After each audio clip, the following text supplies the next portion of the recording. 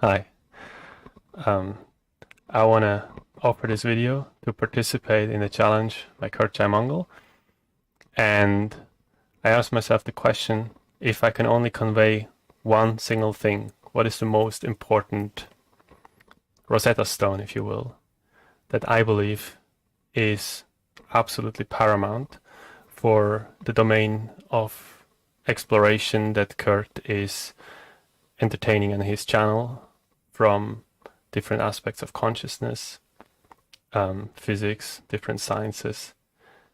I understand for many people it can be challenging to take apart one's own belief system and examine the things we assume to be fundamentally true. And in mathematics, there's this statement, basically from wrong assumptions, you can derive anything. And in this, I would like to offer you a framework by which you can examine your own assumptions and see how from your assumptions different worldviews become available. So that's my introduction. I like your introduction. I would like you to just say why. Because when you told me why earlier, what does having this information mean for somebody? Well, I noticed that very often we derive a sense of security from some source of authority, and that creates an external dependency, that either you have to listen to a political party, or you have to listen to a particular university or an author or some other figurehead.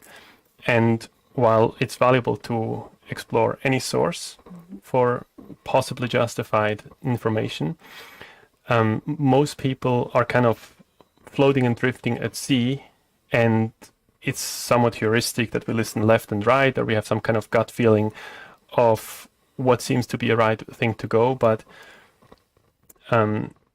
without having the tools to examine our own belief systems, how they're structured, we are dependent on external reference systems. And this, while it works for driving cars and operating everyday,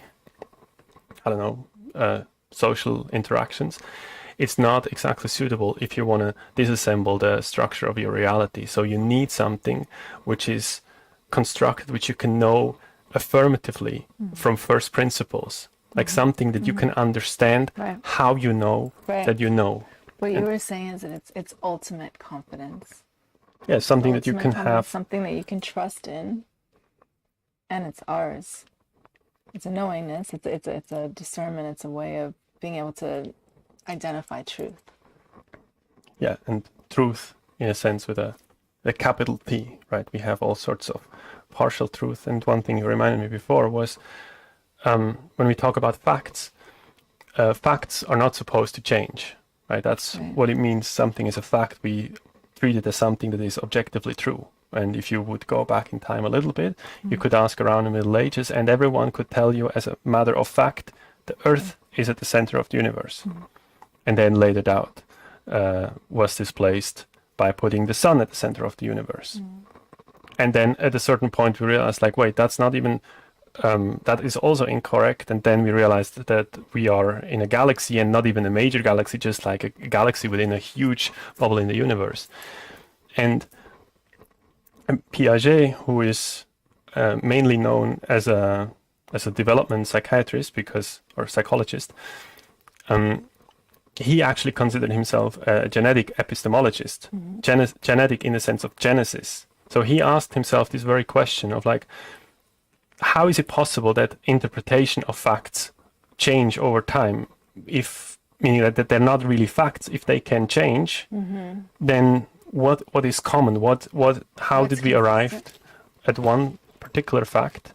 And then how, right, if you think about that, people would come up with an idea that they're at the center of the universe, they just look around and say, like, well, this thing seems stable, and there's also sorts of stuff far away. So it's kind of understandable how the July is always cold. Yeah, that you have like a local truth, right? If you're in the southern hemisphere, July is going to be cold, and in the northern hemisphere, it's going to be hot. So we have some sort of partial truths. That doesn't mean that they're wrong. That just means that they have a limited scope to what they apply. And then when we want to open and kind of broaden that perspective, we need to have some sort of essentially a translation mechanism, but not just for language, like what one word means in another word, but like from translating one's worldview to the worldview of another. Because before we understand... It's pretty huge. It's really huge. And we also kind of need that, not just for us as humans one-to-one, but we're going to need that at some point when we speak to others. Star Nation. Yeah, we're going to have to like be able to say these things. You're jumping forward quite a bit before what I even intended to do in this. Get everybody to focus on this one. No, I mean, since we're here now, I mean, this is kind of like the natural conclusion of what is necessary, right? Many belief systems have the human on the apex, and it's kind of like many things are kind of self-consistent if you assume that you're the most intelligent, most powerful species.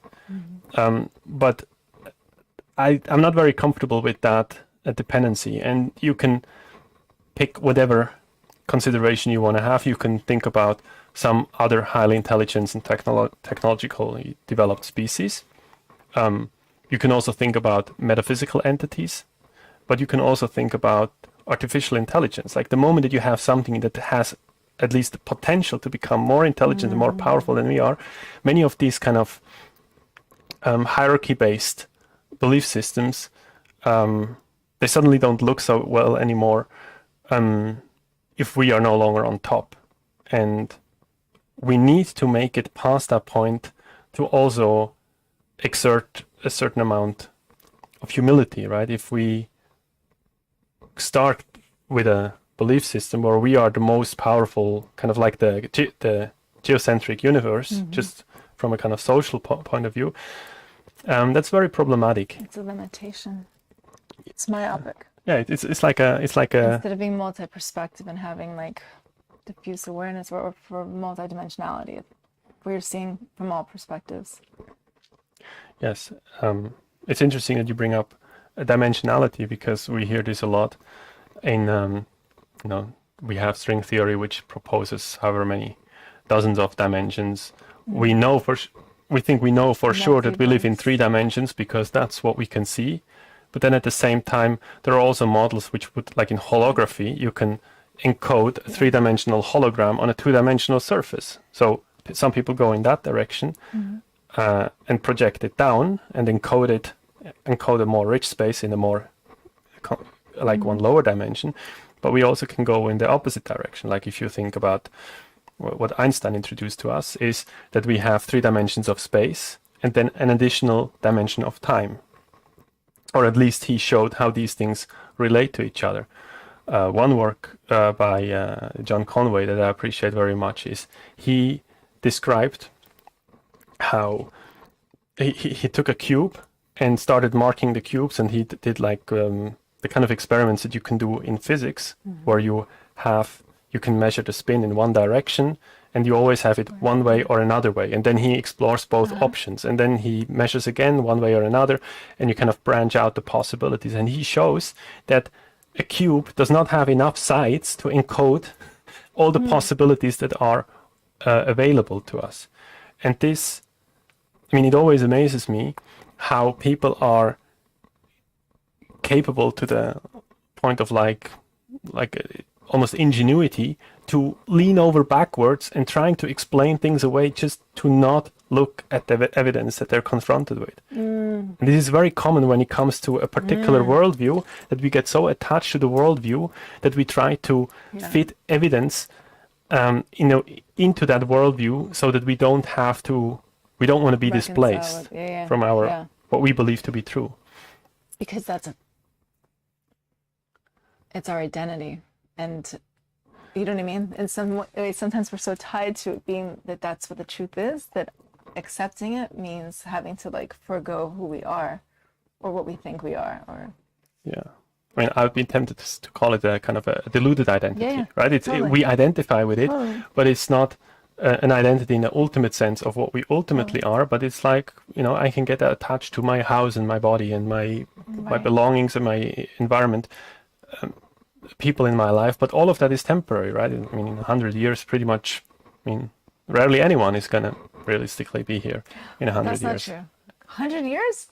Well, there are some doctors that believe I'll that totally be the people that can make it 150. 1,000 years. I'm going 150 minimum, 300 because I'm going to be consciousness in an avatar.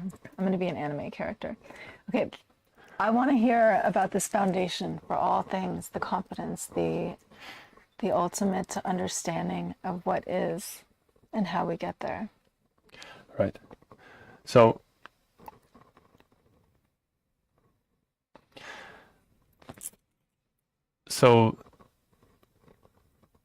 if you examine your reality, there are some absolutely fundamental questions which you will have to confront one way or another. And I drew them down here. Oh my God, I'm so glad because I was like, am I going to remember these questions? No.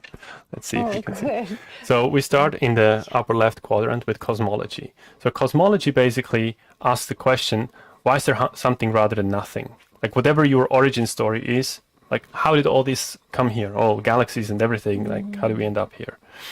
And then the next question that arises from that, like how it all got here, why is there something rather than nothing, is teleology, which means, there's a big fancy word, that asks the question, is there any discernible principle by which this all unfolds? You know, is it just like, can you from one moment anticipate the next moment or the possibilities of the next moment? And in a way, what's your model of the world? How do you do something today that will lead you to a better place tomorrow as opposed to be a problem for you tomorrow? Then the third one, let's see, here maybe, is ontology. Again, big fancy word for essentially saying the question of consciousness, like how does our nominal realm of where we have conscious, sentient, and also qualitative experiences, how does this relate to the material world? And the material world meaning like all the forms of manifestation. So very often this is distinguished between the nominal and then the phenomenal. The phenomenal is everything, all of appearances that we see, including our physical bodies, of course, and the matter around us. And then the last one in this circle is epistemology.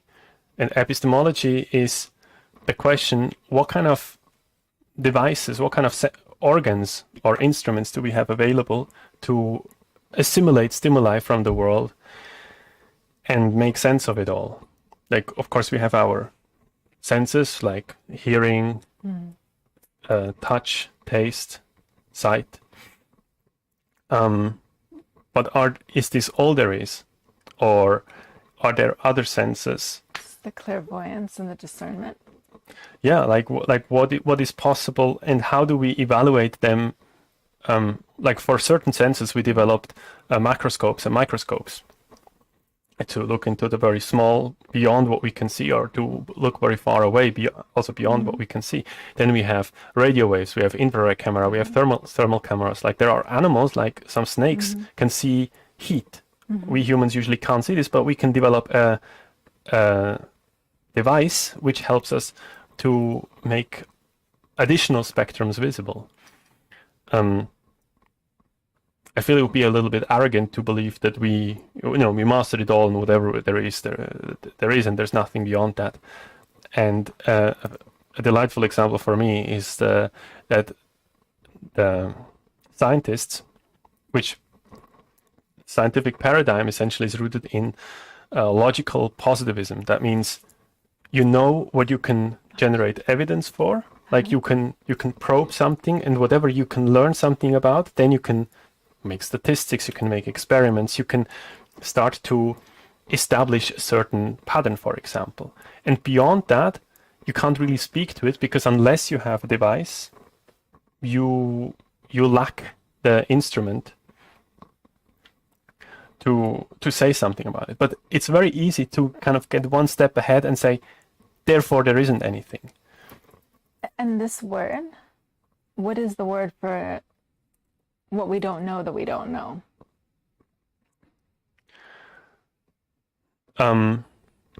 Because of course there would be no device, there would be no any of that, because you wouldn't know to build the device for it, because you don't know that you need to know it.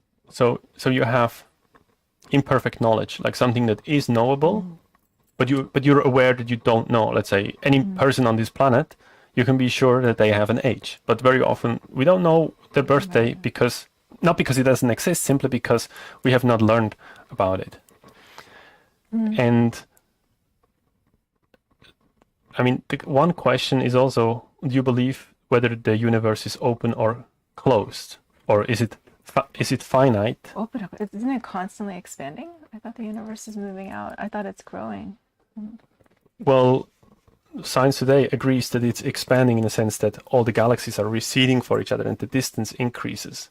But we also know that we essentially find ourselves within a bubble, what we call the observable universe. And beyond that is like not the observable universe. So the question is, how much further is it going there? Constraints at the end of the galaxies and universes. Well, the end is like, see, we have things like space. Is there an end of space?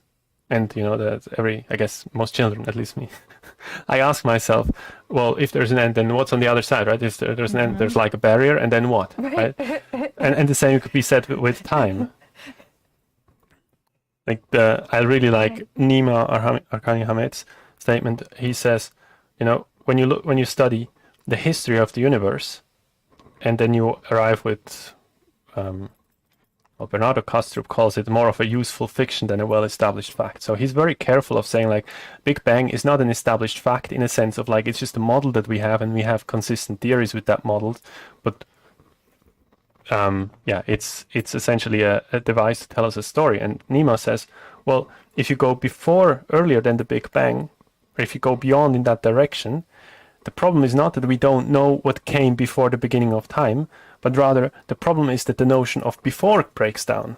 Right? If you no longer have time, if you no longer have sequential ordering, then it doesn't prevent something to exist there, but you could no longer speak that it's before, because before and after that orientation no longer holds. And now we see these sort of considerations that they can be very challenging for our mind if we don't have a coherent model that we can construct from inside out.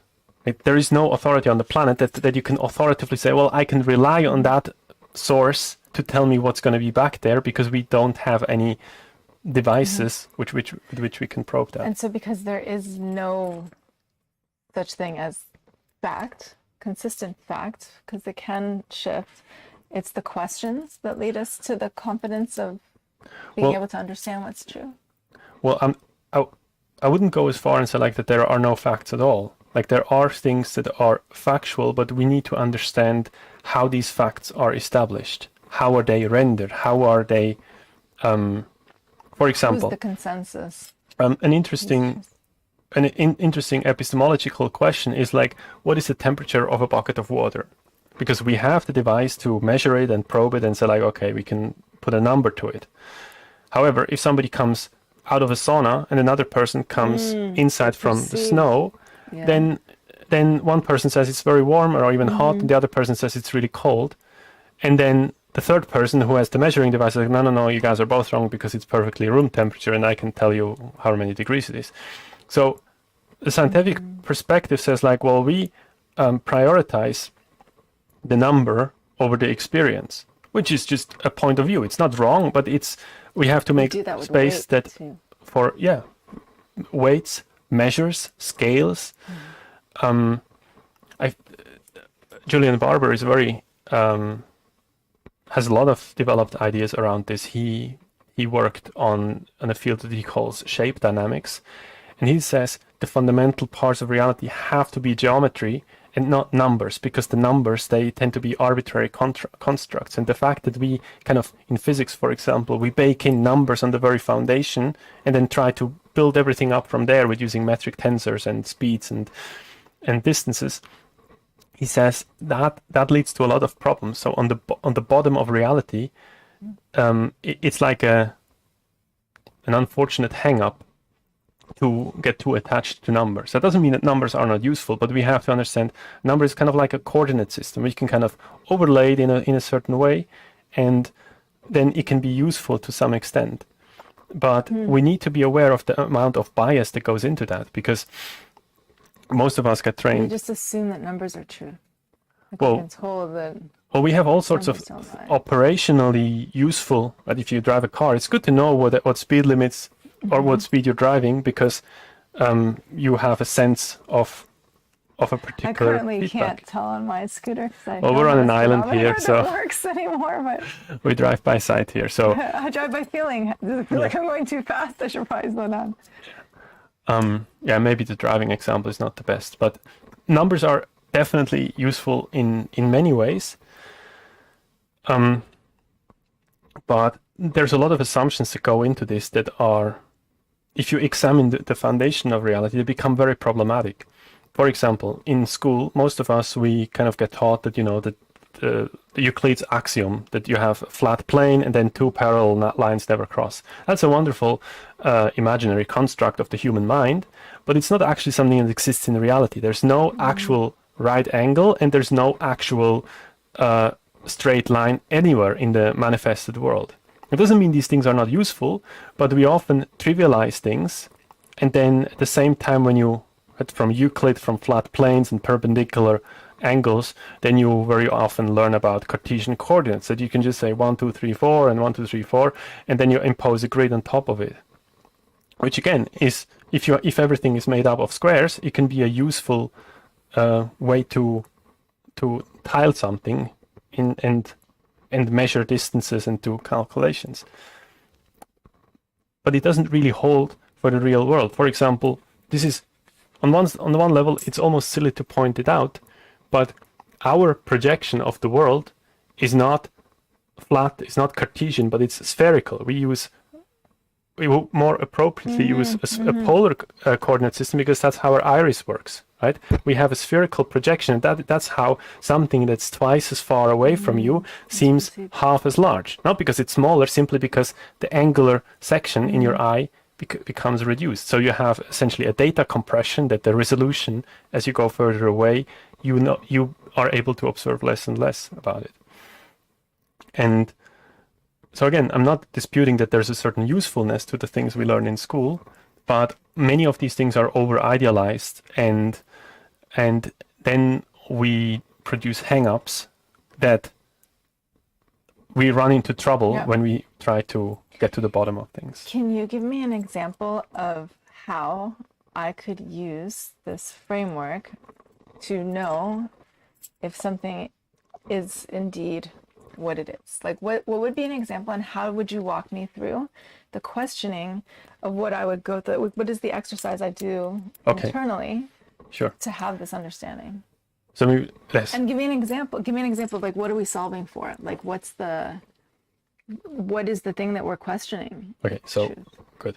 So let's examine this a little bit more in depth, and then just holding it in front of the camera real quick so you can all see it. So in the middle you see this circle. That indicates that, so if you want to be a clear thinker, you need to find a set of answers which is internally and self-referentially consistent among all these different assumptions. These are not cosmology, teleology, ontology, and so on. These are not things where we have one correct assumption which is right and everything else is wrong. They are assumptions, but at the very least, we should strive to be internally consistent.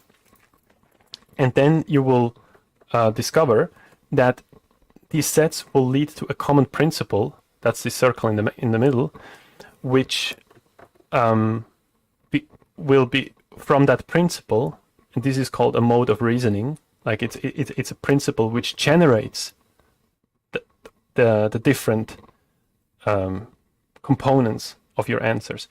And so I made a list over there. My handwriting is not the prettiest, but it can serve as a reference to, let's see. So I'm first. This is something. This whole framework was introduced to me by Danny Sheehan. It he was introduced to me as one of the heaviest attorneys on the planet, and he has his own website with a bunch of YouTube materials that I find extremely helpful, danielpsheehan.com. And he studied under Talcott Parsons, who was the originator of the left-right bar graph. But as we will see, to think the world in terms of left and right is insettable in itself, already makes a certain assumption. We'll get back to that. And so what I did here is, instead of dividing it in left, right, let me see. It's not that easy, actually. There you go. Maybe I put it over here. I think you should put it right here, like up in the screen as much as possible. So I put it up vertically, and this goes, you can think of this in terms of dimensions or in terms of possible set of answers. Because what he did was he did an inductive survey over tens of thousands of people and asked them all sorts of questions about what they believe about reality, and different fundamental questions, how they interpret one thing, how they understand another thing. And then he noticed that they would group together, they would get lumped together in a certain pile with other people, that they all would get similar sets of answers. And an inductive study means different as from a deductive study, where you come with a thesis and you try to evaluate that thesis. Inductive means you just probe and see what the response is. And so he identified these clusters. And his protege, Ralph Potter, was then confronted with the question of, like, well, what makes you end up in one of these piles of people as opposed to another one? And we can distinguish them in,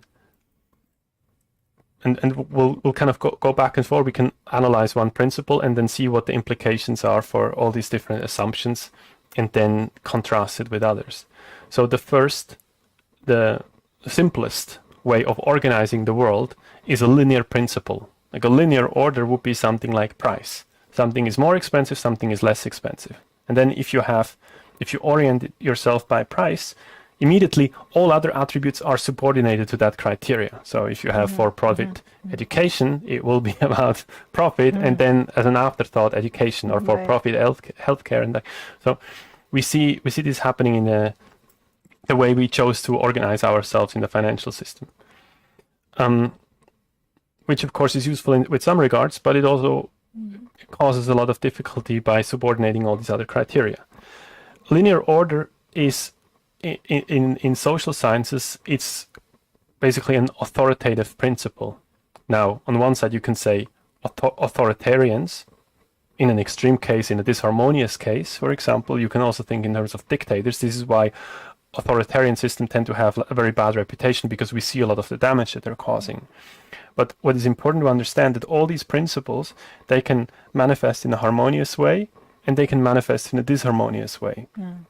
So if somebody in a position of power chooses to exercise that power to exploit people or to harm people, then that's very, in my judgment, that's a very clearly disharmonious manifestation, because it generates more disharmony, it generates fragmentation, and so on.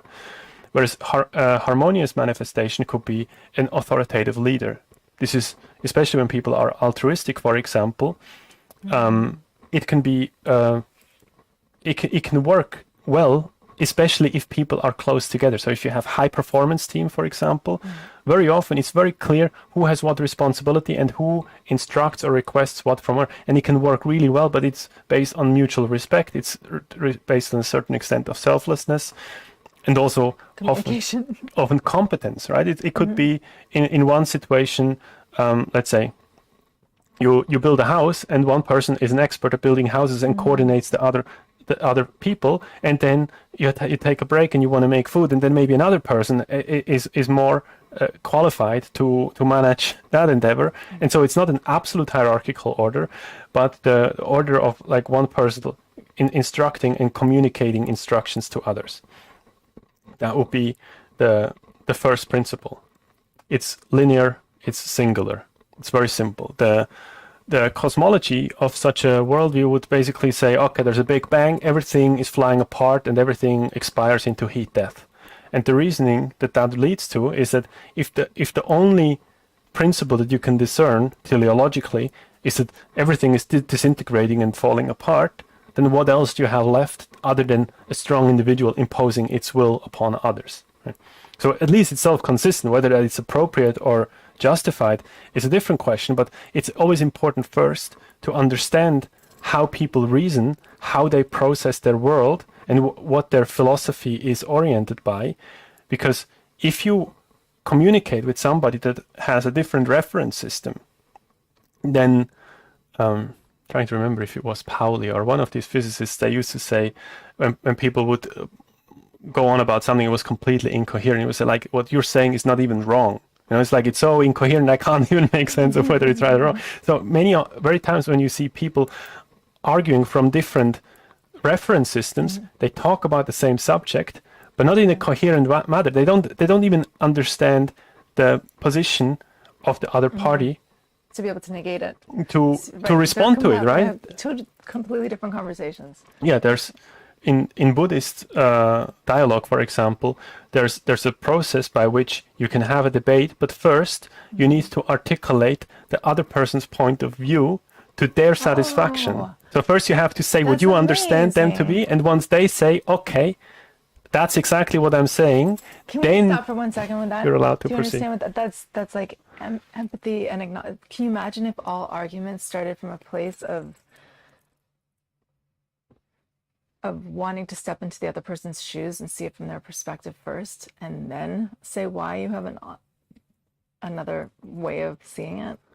Wow, that's and it also can disarm a lot of conflicts when the person first feels hurt, but yes, this is actually what's bothering me, and then you can say like, okay, so noted.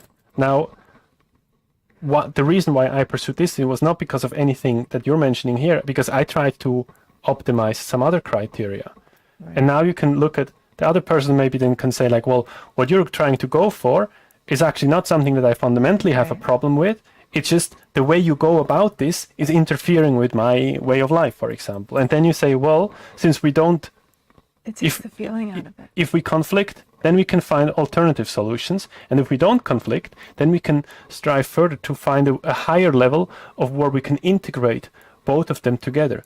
And this is why I structured it in these, to go through these different worldviews or these different principles, because I think it would be extremely helpful for everyone to become fluent across the different worldviews. It doesn't mean that you need to adhere to it for yourself. Like, you can have your preference, that's perfectly fine, but at the very least, have an understanding. Yes, if you're able to understand the other ones, you can conduct yourself in a way where you don't inadvertently interfere with others. Because most of the time when I see conflicts in this world, it's not because people want to be fighting, right? If you want to be fighting, go, okay, put on gloves, make up the rules, and then you can fight if that's what you want to do. But most of the time, one person tries to go after one thing, somebody else tries to go after something else, and then they start interfering with each other. And when we become aware of what the actual motivation is and what the objective or the intention is towards what people want to develop,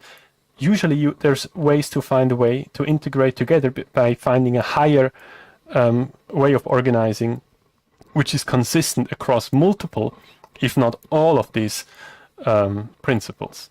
You're not limited to one. You can have any number of those. I mean, there's...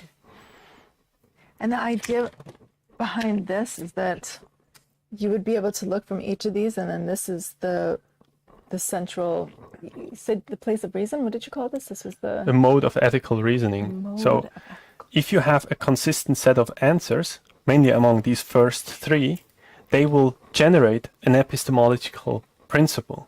Like we discussed linear order. The next one will be from 1 you go to 2. And then you have duality, and you have polarity. So when you look at all this thinking, us against them, right against wrong, left against right, this is why I was kind of apprehensive of saying like this left and right bar graph, because it tries to trivialize the world, that everything has to be understood through a lens of being polar and dual. And sometimes you have trade-off, right? That sometimes you have two components that are that you mutually weigh against each other, but it seems very limiting and constraining to have social systems and high-level complex organization systems simply to be stuck in this duality. Because one thing that you have with duality, so the first principle generates a lot of solidity.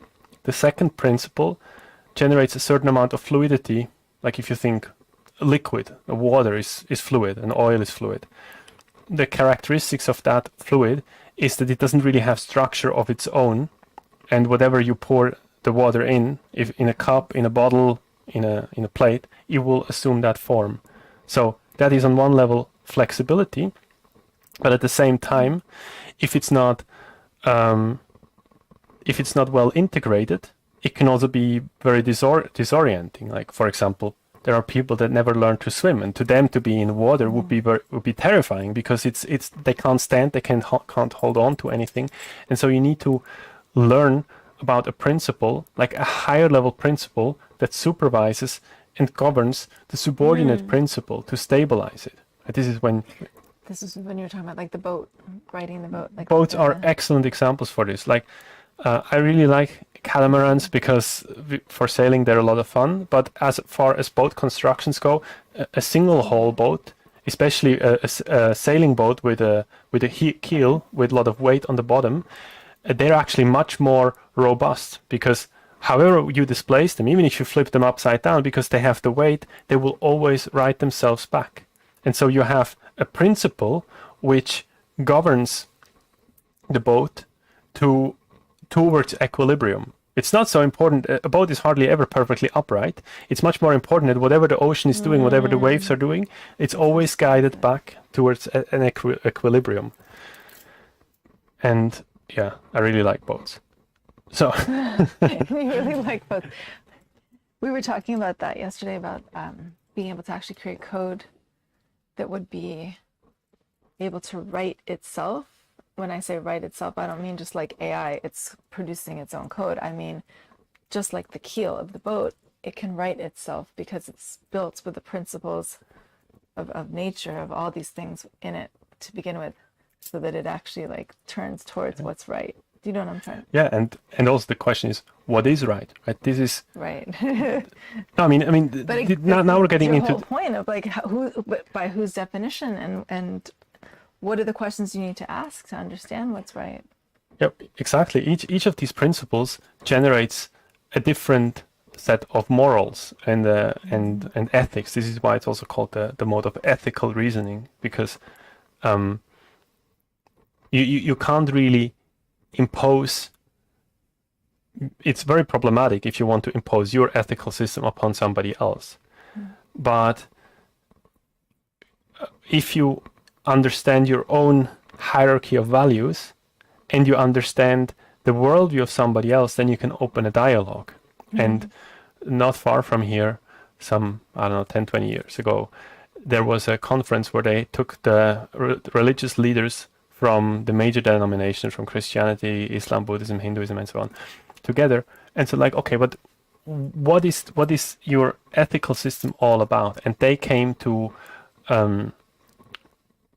sometimes it's called the golden rule, like do unto others as you would have done unto you. Right? This kind of, don't behave in a way that you wouldn't like to be treated. So Taleb, the this Girl Scouts. That is Nassim, the Girl Scouts. I'm just saying that is the golden rule is the Girl Scouts. Anyway. Yeah, Taleb was taking it one step back and said, like, well, maybe some people enjoy to be treated in ways which I wouldn't like to be treated. So he kind of said he prefers the silver rule of, like, at least don't do unto others what you wouldn't want to have done unto yourself. But they're both they're essentially about they go in a direction of inversion of control, that we should stay away from imposing ourselves upon others and constructively build possibilities up until we find a point of convergence.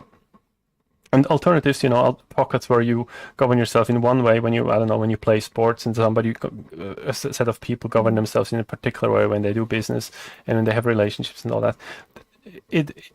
it's not that a single system needs to be generalized upon others, but rather we need to have a framework which is invariant across the whole range of possibilities, and then we can pick and choose which one makes sense the most. So how do you get to that framework? Well, when we get to recognize when one of these modes is active, so we have linear order, now we went to polarity. Also Taoism, for example, is in my opinion a very harmonious way of a dual system, but they at the same time they do derive a higher level oversight from a superior principle. Then in the next, when we add the third component, we have triadic systems. This is like the spatial organization, like how we see the world. That's in 3 dimensions, the way we visualize. Even if you visualize a plane or even a single line, you still imagine it in 3 dimensions. Right? This is kind of like the human experience at this point tends to default towards orienting ourselves in 3-dimensional system. We can kind of project down and imagine 2 and 1-dimensional, but going up takes a lot of training. We need to discipline our mind to go beyond 3 dimensions. This gets exacerbated by not being in a linear, like in a flat Euclidean system, but in a sometimes hyperbolic, sometimes polar system. Because if you think, let's look at gravitation. Like if you let things fall, they all fall towards the center of the Earth. Even if you let them fall from high up, they fall down. On the other hand, if we boost things up, if we overcome the gravitational attraction, we are confronted with an increasing degree of freedom. So going against gravity, like gravity is like a organizing principle, and if you go against that, your degrees of freedom increase. And this is also something that we observe, that complexity tends to increase. And as our environment becomes more and more rich, that means today we do not have the necessary data, in a sense. Like if we would have perfect knowledge and know everything about the world there is to know, it still would be insufficient about predicting and pre-structuring for tomorrow. So that means we cannot today have a plan that can handle all the contingencies of tomorrow, or even for the next second for that matter. And so that's why we need to have a principle of saying like, well, what are the characteristics that we would like to ensure? And then this takes us back to the question of like, think of anything that you would like to uphold. Are you sure that if that is maximized, that it would be desirable? This is now all the difficulties around, like, gainer functions research. So if you create a runaway amplification, the same could be with digital intelligence. If you're not careful, anything at its extreme, anything, if it's not self-regulating, if it's not self-correcting, and if it's not, so on one level you need to be able to cut it off or ease it off. Even if you have, like, let's say you have a car or a motorbike and you want to accelerate, you're going to be limited in your acceleration eventually, but you better have a mechanism to regulate that, because otherwise, before you know it, it's easier to go fast, but then what to do with that speed is a much more complex situation. It becomes much more difficult to navigate as much as you increase the speed. And so we need to have a guidance system, or like a higher level principle of what would we like to ensure. Like, for example, we can say we like life. We would like to be vital. But even that is something that needs to be regulated, right? Sometimes people treat, for example, cancer as something, oh no, it's something bad, you need to get rid of it. But if you look at what a cancer cell really does, it's not, in itself, it's not a bad cell in the sense of like that it's toxic or something. The problem is that it's not responsive to a regulatory function, and it essentially is an uncontrolled growth. So anything in a living system needs to be in a state of homeostasis, where we can maintain a healthy living form. What is that called in a car? Is it a governor? When it stops it puts like a limit at... Well, on one set level you have the control of putting a limit or decelerating to brake, but then you also have a regulating function in the sense of, are you just trying to not crash into things? If you're on a highway, don't drive off the highway. Or are you driving in an urban area and you have to consider all sorts of unanticipated situations where, I don't know, a kid runs out from the side or somebody throws a ball. So you need to have a whole set of parameters that you can respond to. If you're up in the air and you fly and you have clear sight, you can go much faster because you don't really have to manage in a very narrow area. And so to a certain extent, you can have mechanisms, like whenever you deal with a convergent space, you can put in limits and say, like, let's say with the boat, you put a writing vector, and then you structure it in a way that it always tends towards an equilibrium. But if in a divergent system where the system itself is growing, let's say, for example, a legal framework, you always have the body of the law, which means like the whole set of codes and rules and regulations. And then there's always there's a certain spirit of the law. Like the law is not just a mechanism that you can kind of try to do whatever you want with it. Actually, by who created it.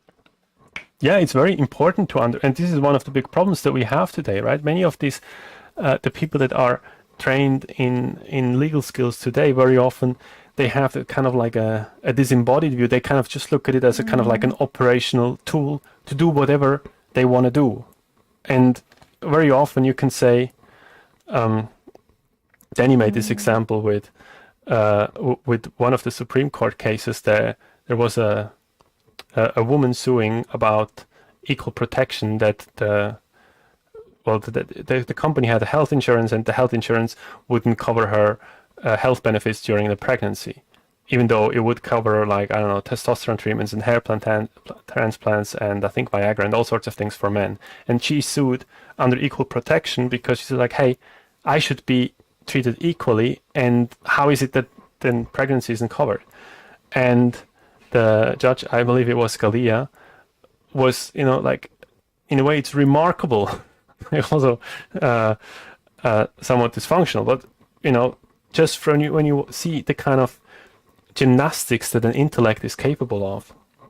He leaned over backwards to get to the position where he wanted to get to, and he said, no, not covering pregnancy is actually not violating equal protection, as it equally affects unpregnant women as well as unpregnant men. Which is just like, okay, that's definitely not why this law was passed. You can see, for example, in law, you have the natural law worldview, which was many of the original thinkers from, like, I think it was Alan Burr and Jefferson and more than a dozen, 2 dozens of the original governors in the U.S. Constitution, the people of Congress. Then he has a whole list where he goes through this. They were trained in moral philosophy at Princeton at the time, College of New Jersey, where he taught them about natural law. But natural law basically says that we are here, there are certain inalienable rights that are implicit with life, that are necessary for life to grow. And growth always means there's a divergent element, that we are creative, that we can discover, learn, and generate new options. And therefore all these reductionist modes, like especially the first 3 ones, they are too limited to structure for that. Like if you go to the 3rd one, that's the traditional conservative position, where you're essentially being a statistician. Like you're trying to, like a mathematician, you look at a certain pattern from the past and you're trying to predict the future based on what you know from the past. And for that to hold, you don't want the environment to change too much, because otherwise your projections are no longer valid. So that's why we recreate our lives again and again and again to do just that. Yeah, well, there's a certain, in a way, it can be very assuring to have a tradition and to rely on a tradition, because there's a certain amount of structure that comes with that. And there's nothing wrong, in a sense, to try to benefit from the people that came before us.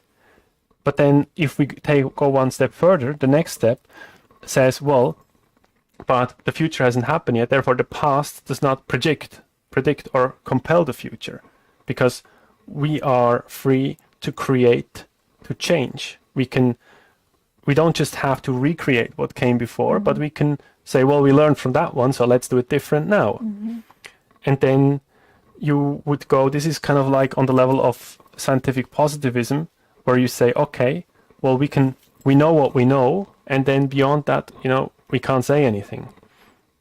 However, if you go one step further, you say like, well, it's not just that it's not written, it's that we can explore different trajectories. It's not, while we have one history that we have access to, the future is not written yet, and we can imagine one timeline going one way or make an alternative choice. And this is the big strength of the human capacity with our mind, that we can project forward and essentially let our ideas die instead of us having to die. Right? You can imagine, what if I jump off that cliff? It's like, oh no, that's not so good. What if I drive into that tree? That's not so good. It's like, and then you try to find ways like, okay, these seem to be the more optimal trajectories. And so this would be now take us to the fifth, to see alternatives in timelines. Can you, as you say, take it to the fifth or the third, can you say what it is when you say that the third one was this, the first one was this, so that we're hearing it again? Because you have it written here, but we also can't exactly read your writing. Yeah. So what it is. So what Danny did in his work was, because originally there were only 5 of these piles of people, and he said like, well, he suspects that there's 2 that are kind of blurred in there, that are not, from this inductive study, it's not sufficiently visible. And he made a correspondence from this Western thought to Eastern insights and Eastern philosophy, and they actually correspond to the chakra system that you have. Muladhara, you have earth, you have Swadhisthana, which is water, you have Manipura, which is like the power center as well as the seat of the ego.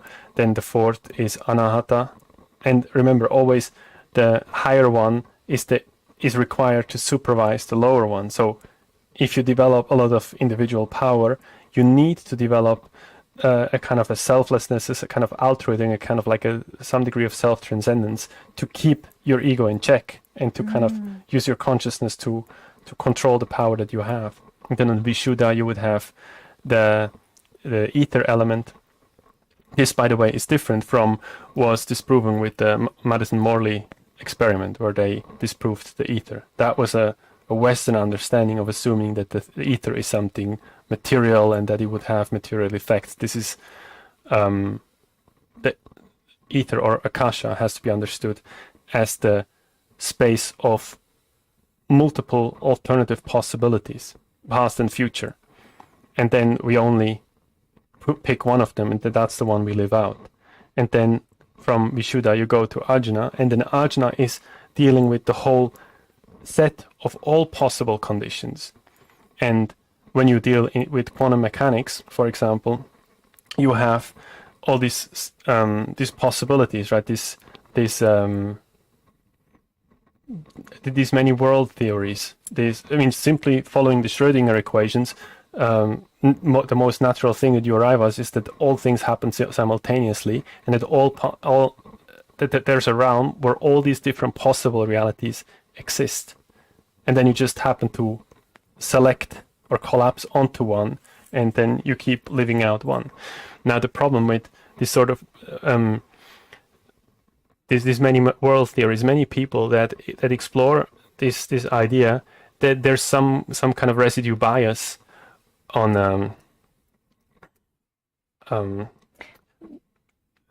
there's basically some residue of being reductionist materialistic, because the universe is not just the randomity. It's not just that everything is just kind of chaotically going and exploring every possible reality, but it's universe is self-aware, reflexive, and therefore it responds to itself. So it's more like lightning, where you have photons, and if a photon moves, that itself creates a pathway for other photons. They like to stack on top of each other. So you have a kind of like, you have a divergent area where all the different potential is simultaneously explored. But the moment that charges start to move, you see this sometimes in the light when you have lightning, then you have like a whole grid. But then once a path is complete, then the whole field unlocks along this one trajectory. I'm going to stop you for 1 second because we have 5 minutes before it's the 60-minute. All right. And I want to hear one thing. This is what I want to hear.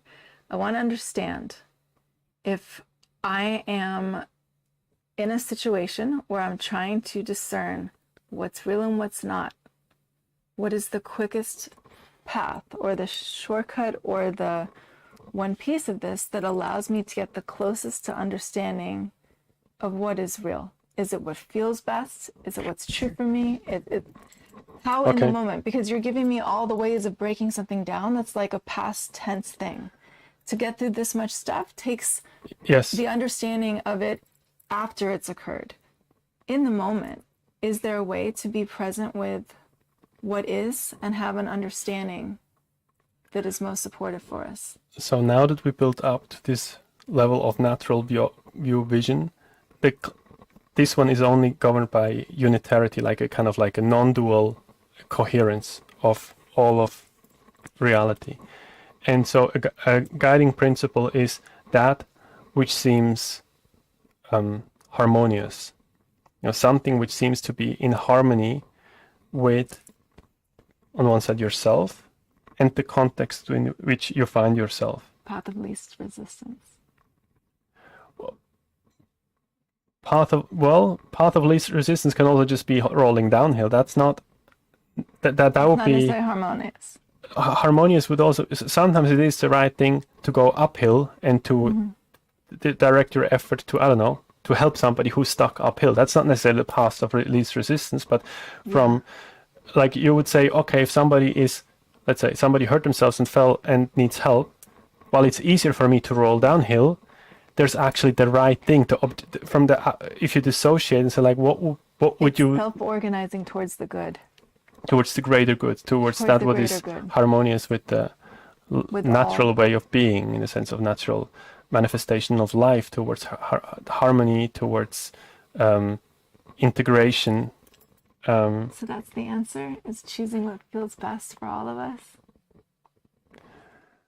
If you choose with your mind, yes. If you choose with your senses. What about your heart? The heart, the spiritual heart, would be somewhere midway, right? If you have a pure heart, you can use it, but the problem is, because it's very subtle, many people confuse svadhisthana like a kind of like a stimulation on the sexual chakra, and then it can get very confusing. And then the problem is, on svadhisthana we also have a lot of imagination, and then we can imagine also with all sorts of ideas, and then we fall in love with an imagination. And so if somebody has really reached the heart chakra, then they're basically safe. Then they conquered the ego, and then that would be sufficient. But you don't necessarily understand why it's the correct way to act. So if you are able to exercise discernment, you have an understanding, not just that you do the right thing, but you understand why in a way also that you can convey it to others. So for some people that may not be necessary. But if you want to disassemble fundamental parts of reality and shape the future and engineer the future, I do believe it's paramount. What was the original question here? The original question. The motivation was to provide a compass, something that you can know affirmatively from your own assumptions, to make sense, to orient yourself in the world, and then ask yourself questions like, well, these three dimensions that we find ourselves in, how much of that is elastic? What could lie beyond? What could we explore beyond?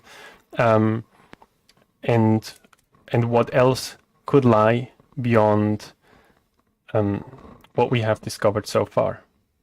So it's like the components of the black box that kicks out truth. And when I asked about, like, in the moment, how do you do it? And we chose, well, if you're looking for coherence, like moving towards the greater good, the good for all. So something that feels light, elevating, uplifting from all possible angles, right? Not just from your own perspective, but from everyone's perspective involved. Like if you integrate the entire realm you find yourself in. Okay. I don't know how hard the 1 hour limit is, but I'm gonna stop here. No, you have 10 more seconds. You can And say something brilliant. yeah, I hope this is useful to you. Feel free to look in the description